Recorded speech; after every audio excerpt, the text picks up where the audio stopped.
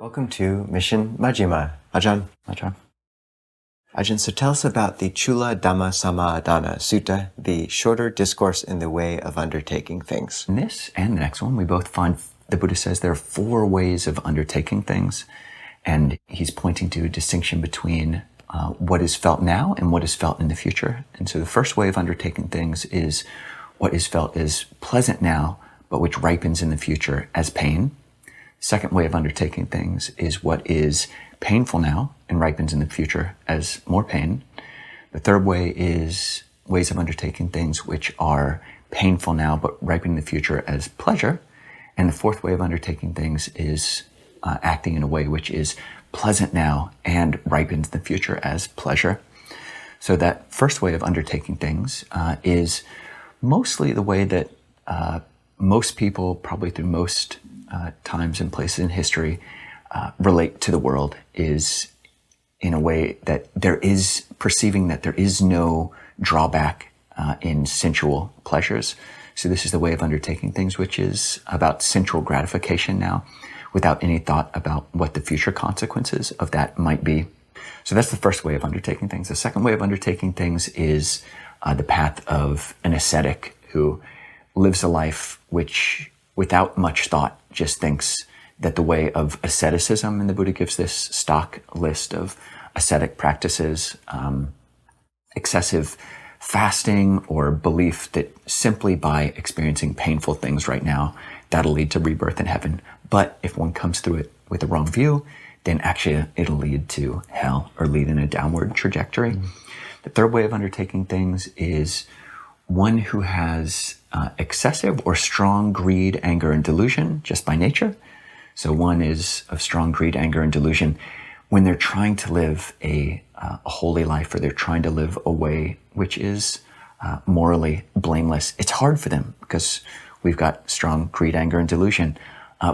So they lead a holy life, or they lead a life of purity in a way which is painful now, but which will lead to rebirth in a good direction, lead to heaven. It leads upward. You're training the mind in good things. And the fourth way is one is not of strong or excessive greed, anger, and delusion, and they experience pleasure now, i.e. they can attain the jhanas right now, and then based on that good conduct, that pleasant conduct, the jhanas, they experience rebirth in heaven. So the Buddha commends the latter 2 ways of undertaking things, regardless of whether or not one's present experience is pleasurable or painful, pleasant or unpleasant.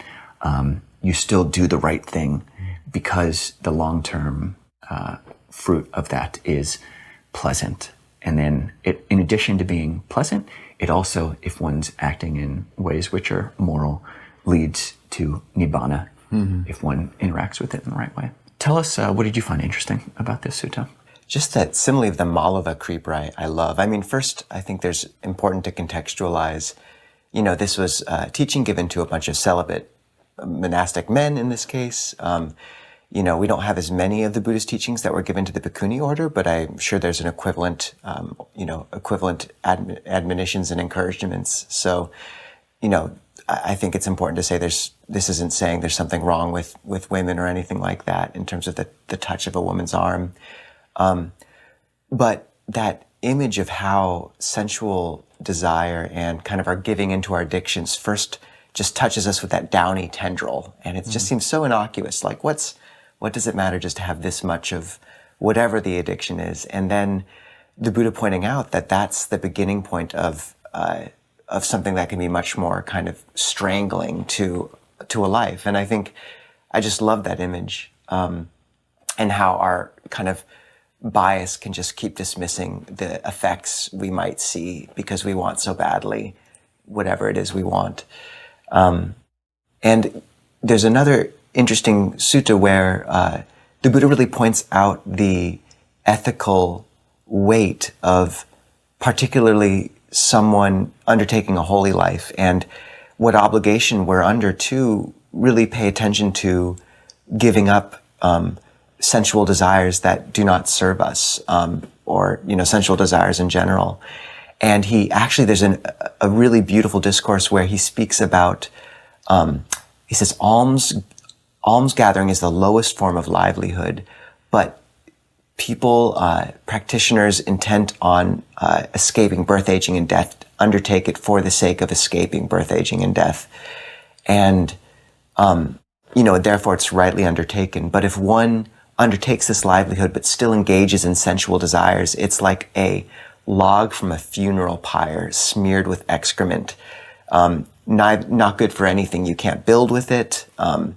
But it's also, it's not useful for burning. It's kind of the lowest form. So just saying, like, if you've undertaken this life, renunciants, then you're under an increased level of kind of obligation to really pay attention to sensual desire and giving it up. It has an ethical import that's even greater.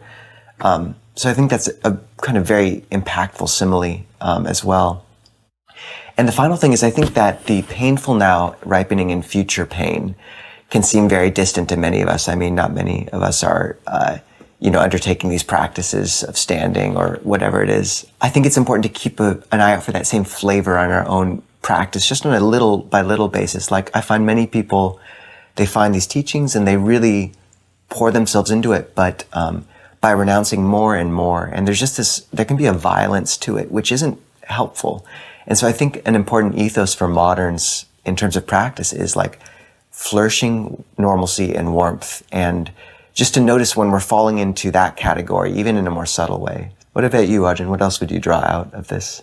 I just briefly did a brainstorming session to name this first type of a bias, which is pleasant now, but in the future leads to pain, just because it's basically the waters most of us swim in as humans, that thinking that there's no harm in sensual indulgence. So some of the names that we came up for this secular axiom of innocent enjoyment, the unquestioned sensual optimism, assumed benignity of pleasure, default hedonic trust, naive indulgence ethos, or default positive valuation of sensuality. And it's good to think and come up with names for, this is not what most a liberal modern view, progressive view of the world doesn't necessarily put their finger so clearly, that there really is over time a very clear liability, a danger in blindly following, just taking all of one's enjoyment and life worth into finding just joy in pleasure. And Ajahn, anything else you'd like to draw out? Maybe just one brief moment, as I find it very heartening, just where the Buddha speaks about practice that is painful now but ripens in future pleasure, where despite all of our defilements and flaws and the strength of our greed, hatred, and delusion, you keep on practicing, and eventually, there's a really good result from that. And I just wanted to illustrate it with one verse from the Therigatha, the verses of the elder nuns, where it really humanizes the path. So it's Siha. Due to irrational application of mind, I was racked by desire for pleasures of the senses. I was restless in the past, lacking control over my mind. Overcome by corruptions, pursuing perceptions of the beautiful, I gained no peace of mind under the sway of lustful thoughts. Thin, pale, and wan, for 7 years I wandered full of pain, finding no happiness by day or night. Taking a rope, I entered deep into the forest, thinking it's better that I hang myself than I return to the lesser life. I made a strong noose and tied it to the branch of a tree. Casting around my neck, my mind was freed. So this person driven to the brink of despair, and then in that, but she finds liberation in the end. There's a moment where her mind is freed. And I just find that very, we're not the only ones who struggle with this path. So Ajahn, what's the word of the week? The word of the week is vipaka. Vipaka, which means result. It's the aspect of karma, which is the result, what we will experience in the future. So